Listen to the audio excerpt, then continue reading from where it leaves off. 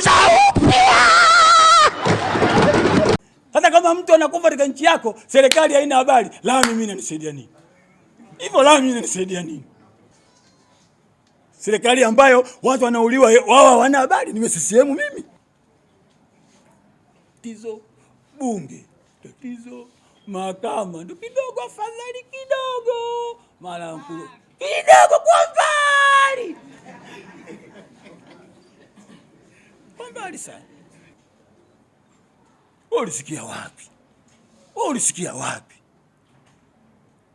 Mtu anatoka chama cha CCM na anasema mimi sio mbunge wa chama cha Chadema, alafu anakaribisha katika bunge awe mbunge tena. Ulisikia wapi? Hakuna.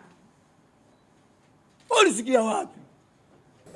Leo tunasimama hapa, mbunge wa Jamhuri ya Muungano wa Tanzania, sio mbunge wa CCM wewe. Wewe mbunge wa Jamhuri ya Muungano wa Tanzania.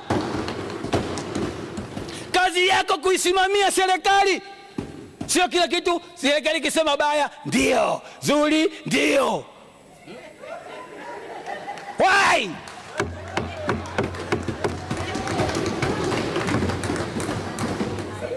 Wabunge mmekuwa sasa hivi kama mbumbumbu.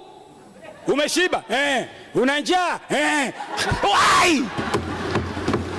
Mimi nakusifieni kidogo kuhusu mambo ya umeme. Kwa umeme alhamdulillah.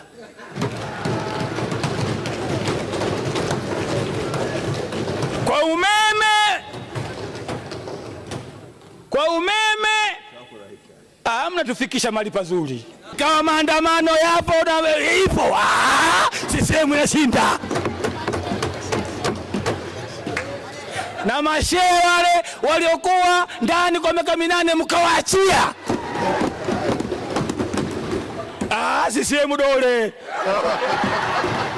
Lakini kama sifanyie umeme, mashehe hawatoki, mishahara hamuongezi, wakulima hamuwarudishi.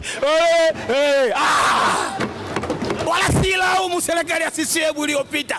Mimi najua nitailaumu serikali ya Magufuli mwakani, sio mwaka huu.